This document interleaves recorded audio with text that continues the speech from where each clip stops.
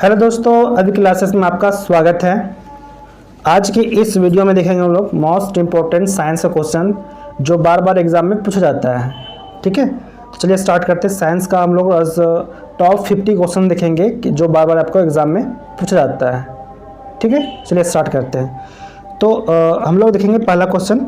आज most important question देख रहे हैं साइंस का। ओके, तो चलिए पहला क्वेश्चन देखते हैं। पहला क्वेश्चन बोल रहा है कि जिस विलयन में पदार्थ का एक सीमा के बाद और अधिक ना घोला जाए, ऐसे विलयन निम्नलिखित में से क्या कहलाता है। ठीक है, ऐसे विलयन क्या कहलाते हैं जो एक समय के बाद फिर एक घोला नहीं जाता है। ठीक है, संतृप्त विलयन, असंतृप्त विलयन, कोलाइडी विलयन और जेल। ठीक है, तो ऐसे विलयन को दोस्तों हम लोग क्या बोलेंगे, ऐसे विलयन अगर रहेगा है ना, तो ऐसे विलयन को हम लोग बोलेंगे, क्या बोलेंगे, ऐसे विलयन को हम लोग बोलेंगे संतृप्त विलयन। ओके, ऐसे विलयन को कहेंगे हम लोग संतृप्त विलयन कहेंगे। ओके, तो इसका आंसर क्या हो जाएगा, संतृप्त विलयन हो जाएगा। इसका आंसर ए हो जाएगा। ओके, चलिए अगला क्वेश्चन देखते हैं। क्वेश्चन नंबर 2 देखते हैं। ओके, क्वेश्चन नंबर 2 बोल रहा है कि निम्नलिखित में से कौन से प्रकाश संश्लेषण की क्रिया के लिए आवश्यक है। जो प्रकाश संश्लेषण जो क्रिया है उसके लिए आवश्यक कौन कौन से है, क्लोरोफिल, कार्बन डाइऑक्साइड, ऑक्सीजन, जल और प्रकाश। ठीक है, आपके पास 5 चीज़ दिए हुए हैं। कौन कौन सी, क्लोरोफिल, कार्बन डाइऑक्साइड, प्रकाश, ऑक्सीजन और जल दिए हुए हैं। ठीक है, तो आपको बताना है कौन कौन सी इसमें आवश्यक है। इसमें तो आपकी जो आवश्यक जो है चीज़ें हैं, तो कौन कौन चीज़ें आवश्यक हैं, इसके लिए आपके पास आवश्यक चीज़ें जो आएंगी है ना, क्या आएंगी आपके पास, तो इसमें आपका आवश्यक आएगी क्लोरोफिल है ना, पहला आपका क्लोरोफिल। ओके, कार्बन डाइऑक्साइड भी आपके पास। ठीक है, फिर आपको क्या चाहिए, क्लोरोफिल हो गया, कार्बन डाइऑक्साइड हो गया, उसके बाद चाहिए आपको जल चाहिए, फिर आपको प्रकाश चाहिए। ठीक है, और बिना आप ऑक्सीजन के प्रकाश संश्लेषण क्रिया हो सकता है। ठीक है, होता है, इसके लिए ज़रूरत नहीं होता है। ठीक है, तो इसका आपका आंसर क्या हो जाएगा, सी हो जाएगा। 1 2 4 5। ओके, चलिए अगला क्वेश्चन बढ़ते हैं। अगला क्वेश्चन आपसे पूछ रहा है ना, अगला क्वेश्चन है कि खाद्य पदार्थों में मिलाए जाने वाले खाद्य पदार्थों में मिलाए जाने के बाद अपनी श्वसन प्रक्रिया में खमीर निम्नलिखित में से क्या उत्पादित करते हैं। Okay, oxygen, nitrogen, carbon dioxide और उपरोक्त में से कोई नहीं, उपरोक्त में से कोई नहीं। तो देखिए इसका आंसर क्या हो जाएगा, इसका आंसर हो जाएगा कार्बन डाइऑक्साइड, कार्बन डाइऑक्साइड हो जाएगा। ओके, तो इसका आंसर सी हो जाएगा। ओके, पदार्थ को खाद्य पदार्थों में मिलाने के बाद खमीर तीव्र गति से क्या करता है, जनन करता है। ठीक है, और अपनी श्वसन प्रक्रिया में कार्बन डाइऑक्साइड का उत्पादन करता है। Okay, next question, question number 4 है, निम्नलिखित में से कौन सी परितंत्र का हिस्सा है। ठीक है, सभी पेड़ पौधे, अजैव घटक, सभी प्राणी एवं सूक्ष्म जीव, उपरोक्त सभी। तो क्या हो जाएंगे, उपरोक्त सभी हो जाएंगे। आंसर आपका डी हो जाएगा। ओके, अगला क्वेश्चन बढ़ते हैं। क्वेश्चन नंबर 5 है, निम्नलिखित सूची है, सूची दिया हुआ है, आपको मिलान करना है, सुमिलित करना है। ओके, तो एक तरफ आपको दिया हुआ है, एक तरफ जो दिया हुआ है ग्रंथि है ना, और दूसरी तरफ दिया हुआ स्रावित हार्मोन्स है। दूसरी तरफ आपको हार्मोन्स दिए गए हैं और एक तरफ आपको ग्रंथि दिए गए हैं। तो किस ग्रंथि से कौन सा हार्मोन्स आपका फ्लो होता है आपको बताना है, मैच करना है, सुमिलित करना है। ठीक है, तो देखिए दोस्तों, थायराइड ग्रंथि जो है, थायराइड ग्रंथि है। ठीक है, तो थायराइड से कौन सा निकलता है, थायराइड से निकलता है थायरोक्सिन निकलता है। ठीक है, तो 2 का आंसर क्या हो जाएगा, ए का आंसर 2 हो जाएगा। ए का आंसर 2 हो जाएगा। ठीक है, ए का आंसर क्या हो जाएगा, 2 हो जाएगा। ओके, देखिए तो ए का आंसर 2 हो गया। फिर नेक्स्ट देखते हैं, ए का 2 हो गया, थायरोक्सिन। फिर देखते हैं अग्नाशय। अग्नाशय जो है ना ग्रंथि, इससे कौन सा हार्मोन निकलता है, तो अग्नाशय से आप देखेंगे तो अग्नाशय से निकलता है आपका इंसुलिन। तो बी का 3 हो गया, बी का 3 निकल गया। ठीक है, फिर नेक्स्ट है अधिवृक्क। अधिवृक्क से निकलता है आपका कौन सा निकलता है, एड्रेलिन। ठीक है, अधिवृक्क से निकलता है आपका एड्रेलिन निकलता है, और पीयूष से निकलता है आपको वृद्धि हार्मोन। ठीक है, तो इसका आंसर ये हो गया। तो इस तरह से जब मैच करेंगे तो इसका 2 3 4 1, तो इसका आंसर क्या हो जाएगा, आपका डी हो जाएगा। इसका आंसर डी हो जाएगा। ठीक है, तो 2 3 4 1 हो जाएगा, 2 3 4 1, 2 3 4 1। अगला क्वेश्चन बढ़ते हैं, क्वेश्चन नंबर 6 है, निम्नलिखित में से नेत्रों का कौन सा भाग विशिष्ट अंग के लिए उत्तरदायी होता है? नेत्रों के लिए विशिष्ट अंग उत्तरदायी होता है, लेंस, रेटिना, कॉर्निया, आइरिस। तो क्या इसका आंसर हो जाएगा? इसका आंसर हो जाएगा आपका आइरिस हो जाएगा, आंसर डी होगा। नेक्स्ट क्वेश्चन है, निम्नलिखित में से किसमें न्यूट्रॉन अनुपस्थित होता है? किसमें मतलब न्यूट्रॉन नहीं होता है, अनुपस्थित होता है न्यूट्रॉन। ओके, तो किसमें होता है? हीलियम, हाइड्रोजन, ऑक्सीजन और बेरिलियम। तो किसमें होता है? हाइड्रोजन में अनुपस्थित होता है, हाइड्रोजन में अनुपस्थित होगा। इसका आंसर क्या हो जाएगा? बी हो जाएगा। ओके, तो हाइड्रोजन में एक इलेक्ट्रॉन एक प्रोटॉन और न्यूट्रॉन नहीं होता है। हाइड्रोजन में क्या होता है? एक इलेक्ट्रॉन होता है, एक प्रोटॉन होता है, लेकिन न्यूट्रॉन उसमें नहीं होता है हाइड्रोजन में, इसलिए इसका आंसर क्या हो जाएगा? बी हो जाएगा। क्वेश्चन नंबर 8 है, कोशिका में उपस्थित प्लाज्मा झिल्ली निम्नलिखित में से निर्मित होती है, किससे बनी होती है? प्रोटीन, वसा, लिपिड, ए तथा सी दोनों। तो इसमें दोस्तों इसका आंसर हो जाएगा आपका प्रोटीन और लिपिड से बना होता है, तो इसका आंसर आपका डी हो जाएगा। इसका आंसर क्या होगा? डी होगा, दोनों से होता है, प्रोटीन और लिपिड होता है। ठीक है, प्रोटीन और लिपिड होता है। ओके, अगला क्वेश्चन है, क्वेश्चन नंबर 9 है ना, लाइसोसोम बनने के लिए निम्नलिखित में से कौन उत्तरदायी है ना? लाइसोसोम बनने के लिए निम्नलिखित में से उत्तरदायी कौन है? माइटोकॉन्ड्रिया, गोल्जी उपकरण, अंतर्द्रव्यी जलिका और इनमें से कोई नहीं। ठीक है, तो इसमें लाइसोसोम बनने के लिए निम्नलिखित उत्तरदायी कौन है? तो बनने के लिए इसमें जो है आपका है गोल्जी हो जाएगा। इसका आंसर क्या हो जाएगा? बी हो जाएगा, गोल्जी उपकरण हो जाएगा।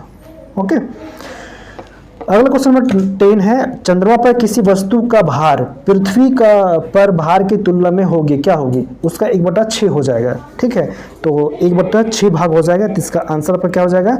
आंसर सी हो जाएगा। ओके, क्वेश्चन नंबर 11 है, यदि प्रतिरोध को दुगना कर दिया जाए तो विद्युत धारा पर क्या प्रभाव पड़ता है?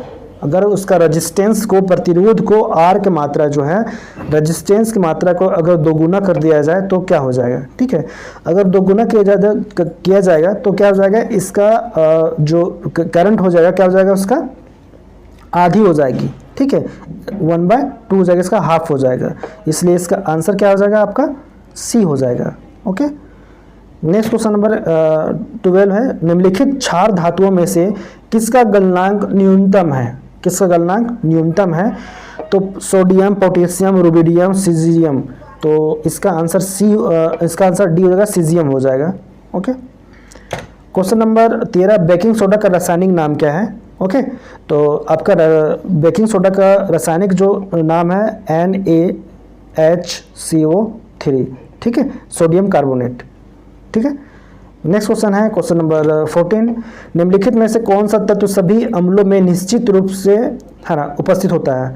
Hydrogen, chlorine, sulphur, sodium. तो कौन सा होता है? हाइड्रोजन होता है, सभी में उपस्थित होता है हाइड्रोजन। ओके, इसका आंसर क्या हो जाएगा? ए हो जाएगा। क्वेश्चन नंबर 15 है, प्राणियों में निम्नलिखित में से किस प्रकार के संयोजी ऊतकों में वसा संग्रहित होती है? रेटिक्यूलोसाइट, एडिपोसाइट, कॉन्ड्रोसाइट, इनमें से कोई नहीं। ठीक है, तो इसमें आंसर इसका हो जाएगा आपका एडिपोसाइट, आंसर आपका बी हो जाएगा, एडिपोसाइट। ओके, क्वेश्चन नंबर 16 है, डीएनए के एक स्टैंडर्ड है ना स्ट्रैंड्स से आरएनए में आनुवंशिक सूचना के प्रतिरूपण के लिए क्या प्रक्रिया रहती है इसमें? ठीक है, स्थानांतरण, प्रतिकृतियन, अनुलेखन और उत्परिवर्तन। तो इसका हो जाएगा अनुलेखन, आंसर सी होगा। क्वेश्चन नंबर 17 है, किसी पिंड का पृथ्वी का द्रव्यमान 6 kg है। ठीक है, किसी पिंड का पृथ्वी का द्रव्यमान उसका 6 kg है। ओके, अगर द्रव्यमान को चंद्रों पर मापा जाए तो इसका वजन क्या हो जाएगा? ठीक है, तो इसका वजन क्या हो जाएगा है ना, तो क्या इसका हो जाएगा? डी होगा। ठीक है, आंसर क्या होगा? 6 kg होगा। ठीक है, चूंकि देखिए यहाँ समझिए, वस्तु का द्रव्यमान उसी स्थिति का स्थिति बदलने पर नहीं बदलता है। ठीक है, वस्तु का जो द्रव्यमान है वो पृथ्वी पे हो चाहे चंद्रमा पे, उसका द्रव्यमान क्या होगा? सेम होगा। ठीक है, जब 6 kg का है पृथ्वी पे तो 6 kg आपका चंद्रमा पे भी होगा। ठीक है, तो इसलिए उसका क्या हो जाएगा, वज़न हो जाएगा उसका जो द्रव्यमान है आपका 6 kg होगा। ठीक है। नेक्स्ट क्वेश्चन है आपका क्वेश्चन नंबर 18 है, क्यूसेक से क्या मापा जाता है? जल की शुद्धता, पानी का बहाव, जल की गहराई, तेल का पृष्ठ तनाव। तो क्यूसेक से मापते हैं तेल का जो पानी का जो बहाव होता है उसको मापते हैं, है ना। तो इसका आंसर क्या हो जाएगा आपका, पानी का बहाव। इसका आंसर बी हो जाएगा। अगला क्वेश्चन बताए क्वेश्चन नंबर 19, 1 माइक्रोन लंबाई प्रदर्शित करता है ना। तो इसका आंसर क्या हो जाएगा आपका, 1 माइक्रोन बराबर होता है 10 पर पावर -6 माइक्रोन। ठीक है। तो इसका आंसर क्या हो जाएगा आपका, बी हो जाएगा। क्वेश्चन नंबर 20 है, जब प्रकाश एक माध्यम से दूसरे माध्यम में जाता है निम्नलिखित में से क्या नहीं बदलता है। ठीक है। यहाँ ध्यान देंगे, पूछा कि क्या नहीं बदलता है, नहीं बदलने को पूछा। ठीक है। वेग, आवृत्ति, तरंगदैर्घ्य और अपवर्तनांक। ठीक है। तो उसका आवृत्ति नहीं बदलती है। ठीक है। आवृत्ति जो होती है वो क्या होता है, नहीं बदलती है, जबकि उसका वेग, तरंगदैर्घ्य और अपवर्तनांक बदल जाती है। तो इसका आंसर बी हो जाएगा, आवृत्ति। अगला क्वेश्चन नंबर 21 है, निम्नलिखित में से कौन जड़त्व के नियम को सही बताता है? जड़त्व का नियम को सही बताता है कौन है? न्यूटन का प्रथम नियम, न्यूटन का द्वितीय नियम और न्यूटन का तृतीय नियम। तो और फिर दिया ए सभी। तो इसमें जो बताता है वो आपका न्यूटन का प्रथम नियम। इसका आंसर क्या हो जाएगा, ए हो जाएगा, न्यूटन का प्रथम नियम। अगला क्वेश्चन नंबर है 22, सबसे छोटा जीव स्वयं विकास स्वयं प्रजनन करने में समर्थ है? विषाणु, जीवाणु, माइकोप्लाज्मा और बैक्टीरियोफेज। ठीक है। तो आपका कौन सा माइकोप्लाज्मा है ना। तो इसका आंसर आपका हो जाएगा माइकोप्लाज्मा, आंसर सी हो जाएगा। अगला क्वेश्चन बढ़ते हैं, क्वेश्चन नंबर 23 है, भारी जल वह जल होता है, भारी जल कौन सा जल होता है? ठीक है। तो देखिए भारी जो जल होता है, ठीक है, भारी जल होता है जिसमें हाइड्रोजन का स्थान उसका आइसोटोप ले लेता है। ठीक है। हाइड्रोजन का स्थान उसको कौन लेता है, आइसोटोप ले लेता है, वो आपका भारी जल होता है। इसलिए आपका आंसर क्या हो जाएगा, आपका आंसर सी हो जाएगा। ठीक है। इसलिए आपका आंसर क्या हो जाएगा, सी हो जाएगा, सी आपका आंसर होगा, सी। क्वेश्चन नंबर 24, निम्नलिखित में से कौन सा एक एंजाइम मानव शरीर में स्टार्च के पाचन से संबंधित है? पेप्सिन, लाइपेज, इंसुलिन और इमाइलेज। तो इमाइलेज हो जाएगा, इसका आंसर हो जाएगा इमाइलेज, इसका आंसर डी हो जाएगा। क्वेश्चन नंबर 25 है, बहिर्मंडल में गैसों का संयोजन क्या है? ठीक है। हीलियम और हाइड्रोजन, ऑक्सीजन और नाइट्रोजन, नाइट्रोजन और हीलियम, नियॉन और हाइड्रोजन। तो इसमें क्या है, हीलियम और हाइड्रोजन है। ठीक है। तो इसका आंसर क्या हो जाएगा, आपका आंसर जो होगा आपका हीलियम और हाइड्रोजन, आपका आंसर क्या हो जाएगा, ए हो जाएगा। ठीक है। तो इस तरह से अभी हम लोग 25 क्वेश्चन कर लिए हैं साइंस का। ठीक है। अब हम लोग फिर मिलेंगे नेक्स्ट वीडियो में। आज के बस इतने करते हैं, फिर अगला वीडियो हम लोग मिलेंगे। ठीक है। अगर इस वीडियो को आपको PDF चाहिए तो इसका PDF आपको डिस्क्रिप्शन बॉक्स में आपका टेलीग्राम का लिंक दिया हुआ है, वहाँ से आप डाउनलोड कर सकते हैं PDF इसका।